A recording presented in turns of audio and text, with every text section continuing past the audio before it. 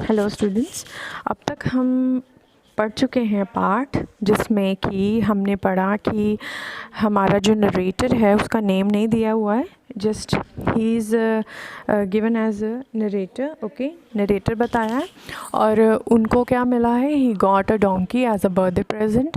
So he is very excited and he was observing her, मतलब कि उसके साथ इंजॉय कर रहा है, खेल रहा है, उसको देख रहा है। तो फिर क्या हुआ, उसके मम्मा उसको ब्रेकफास्ट के लिए बुलाते हैं।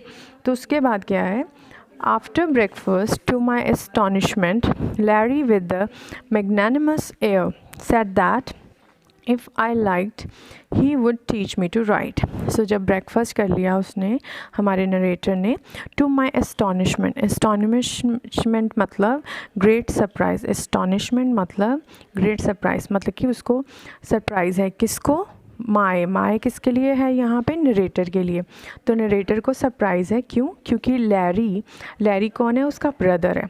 Larry with the magnanimous air, it means कि मैग्नानिमस मतलब है जनरस, फॉर गिविंग। सो विनम्र, आप कह सकते हो कि लैरी, उसका भाई, उससे बड़े प्यार से बात कर रहा है।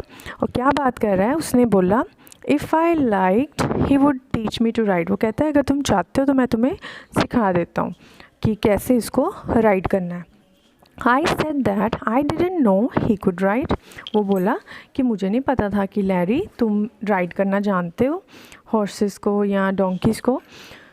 तो लैरी बोलता है आगे, of course said Larry early when we were in India, I was always galloping about on ponies and things.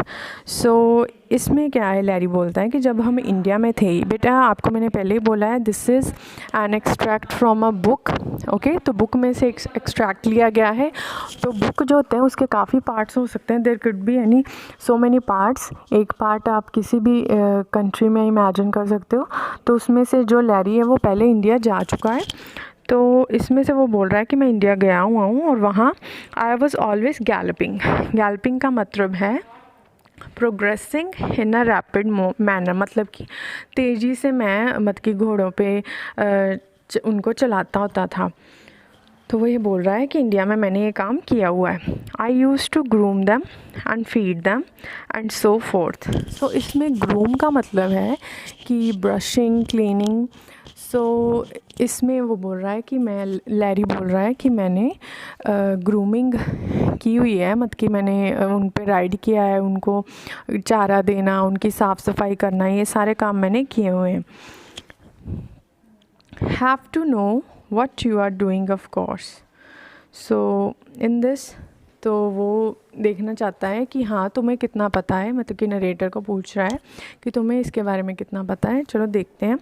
So armed with the blanket and a large piece of webbing in this, बेटा अब क्या है कि दोनों तैयार हो गए हैं राइडिंग सीखने के लिए। They both are ready to learn riding on the donkey. So क्या है, आर्म्ड विद द ब्लैंकेट।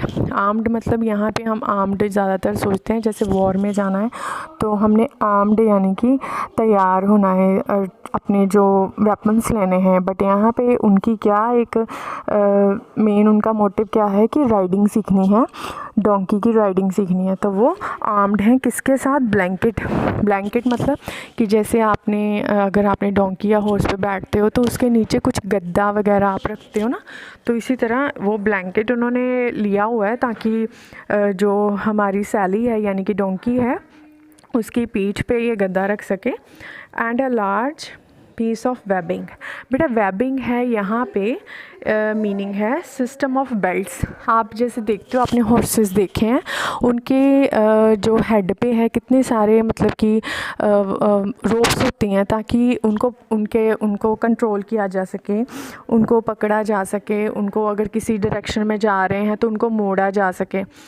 तो ये इस तरह से इसका मतलब है। Next we went out into the olive grove. तो हमने बात की थी कि उनका एक छोटा सा गार्डन है।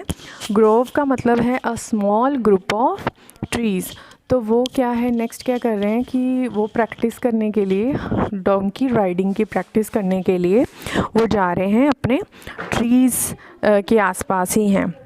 Placed the blanket on Sally's back, फिर उन्होंने जो सैली के बैक यानी कि उसकी पीठ पे वो ब्लैंकेट रखी है, and tied it in position, और उसको बांधा है ताकि वो खिसके ना, क्योंकि अगर आपने हॉर्स राइडिंग की है तो आपने देखा होगा कि हम खुद भी वहाँ उस पर बैठे बैठे बड़ा मूव करते हैं, तो ऑब्वियसली अगर कोई हम चीज़ उस पर रख के उस पर बैठे हैं तो अगर हमने उसको बांधा नहीं है तो वो भी मूव कर करके खिसक जाएगी, जिसको आप बोलोगे।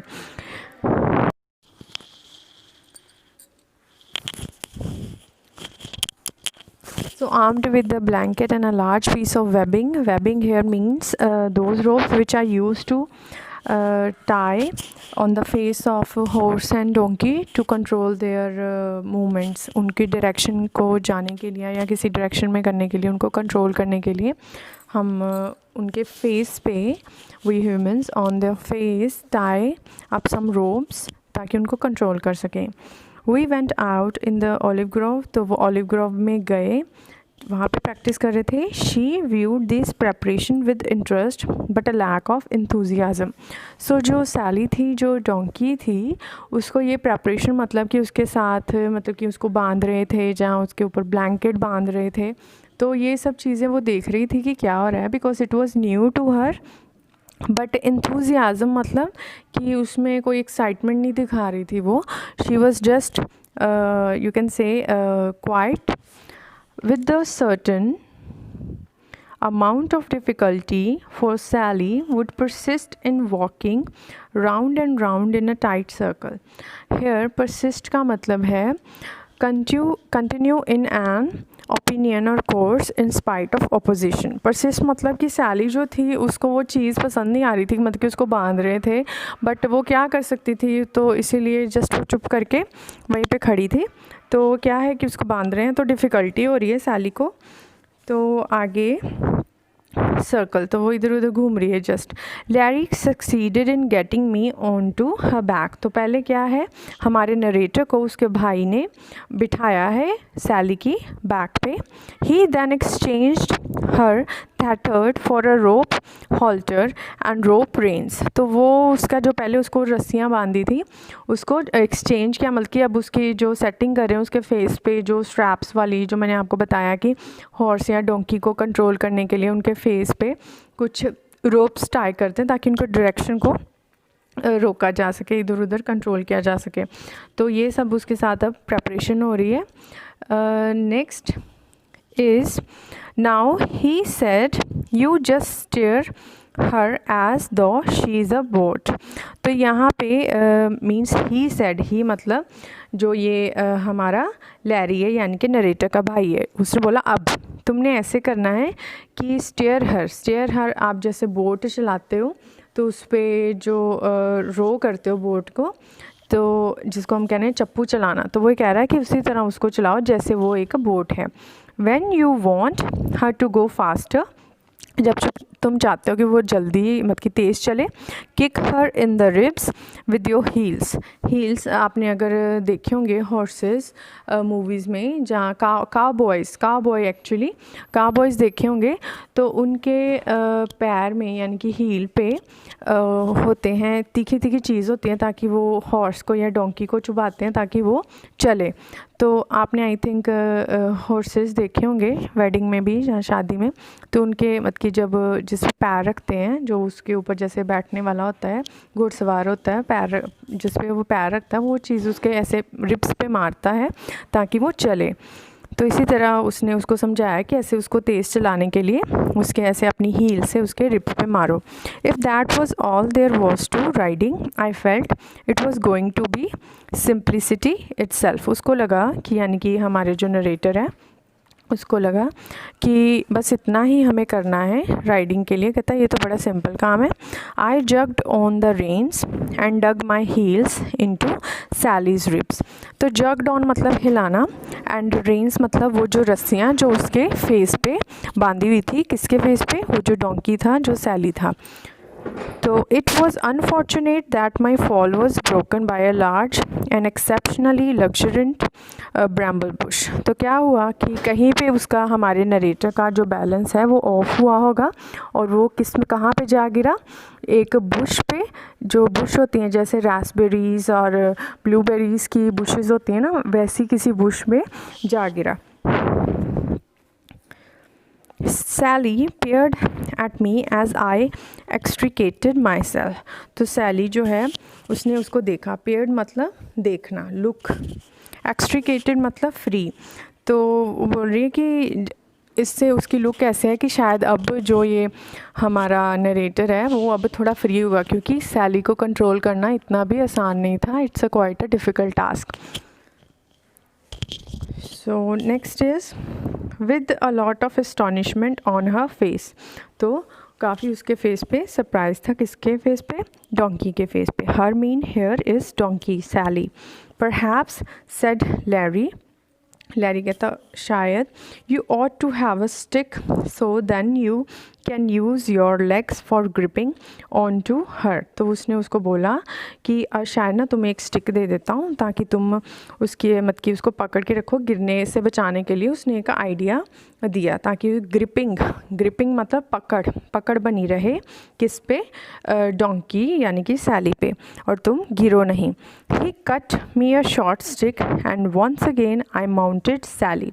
माउंटेड हेयर मीन्स कि उस पर चढ़ जाना। तो उसके भाई ने उसको एक छोटी सी स्टिक दी और जो सैली के ऊपर वो फिर से चढ़ गया यानी कि बैठ गया। This time I wrapped my legs tightly round her barrel body. Barrel होता है वैसे लकड़ी के बैरल्स होते हैं, इन आई थिंक आपने कार्टून्स में देखे होंगे। तो बैरल्स जो हैं यहाँ पे इसका मतलब है कि उसकी बॉडी जो है काफ़ी चौड़ी है। तो वो क्या कह रहा है कि मैंने लेग्स से उसकी बॉडी को ऐसे जकड़ लिया and gave her a sharp tap with my switch. और मैंने उसको शार्प टैप मतलब कि ऐसे झटका दिया, जैसे हॉर्स चलाने के लिए हम झटका देते हैं, वैसे ही डोंकी चलाने के लिए भी उसने एक झटका दिया। She bucked several times indignantly, but I clung on like a limpet. So bucked here means कि उसने काफ़ी टाइम की ऐसे नहीं जाना ऐसे मीन्स उसने थोड़ा आप कह सकते हो अपोजिट किया। बट indignantly मतलब कि वो क्या कर सकती थी, that was a animal, okay animal था। तो उसको अगर आप बार बार मारोगे या कुछ है तो वो चलेगा ही, या उसको बोलोगे चलने का इशारा करोगे तो वो चलेगा ही। But I clung on like a limpet. तो यहाँ पे लिमिट मतलब है जो शेल्स होते हैं, शेल्स होते हैं, जैसे आपने सी शेल्स देखे होंगे, सी शेल्स, तो उनकी बात की गई है। कहता है कि मैं उसको क्लंग यानी कि पकड़े हुआ था।